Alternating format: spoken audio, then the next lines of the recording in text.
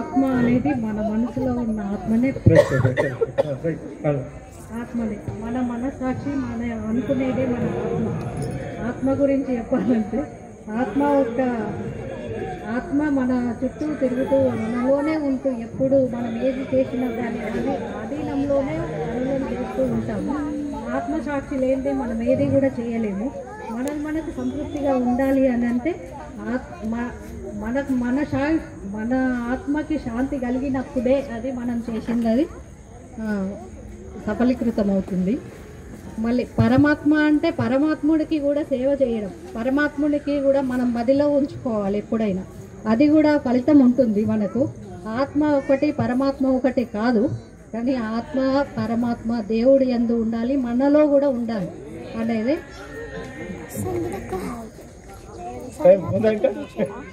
ఇంకా మాట్లాడచ్చమ్మా, ఉందా time?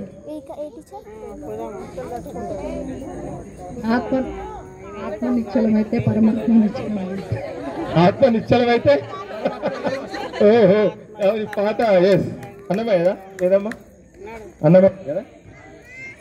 Next అమ్మ నాగలక్ష్మి గారు. మీకు 7, 2, 3 3 ఉన్నాయమ్మా. 7 అమ్మా, చూడండి సరే అమ్మా. 7 మీ దృష్టిలో పుట్టుక మరియు మరణం అంటే ఏమిటి? పుట్టుకంటే పుట్టినప్పుడు, మరణం అంటే చచ్చిపోయినప్పుడు.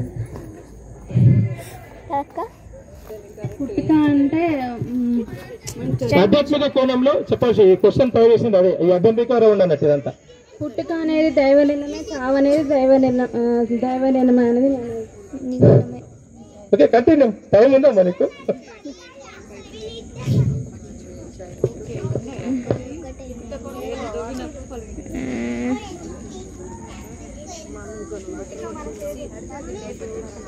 మాట్లాడండి, మీకు మనసులో ఏది మస్తాను మాట్లాడండి.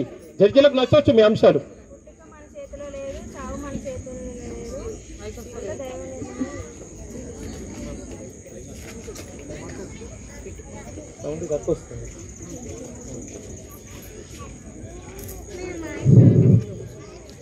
ఓకే అమ్మా, మాట్లాడతారా? ఇంకా ఉందా సార్ అన్న? 5 seconds sir.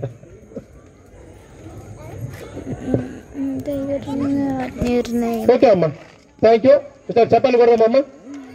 Next last and final Mamata గారు.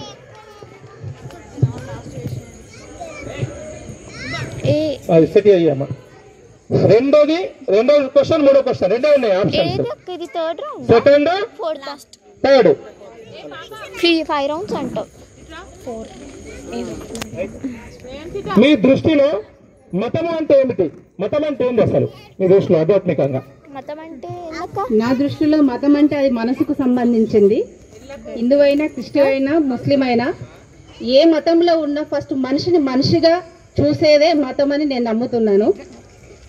సో ఎన్ని ప్రార్థనలు చేసినా, ఎన్ని పూజలు చేసినా మనిషికి మనిషిలా చూడకుండా ఉండేది అది అసలు మతమే కాదు.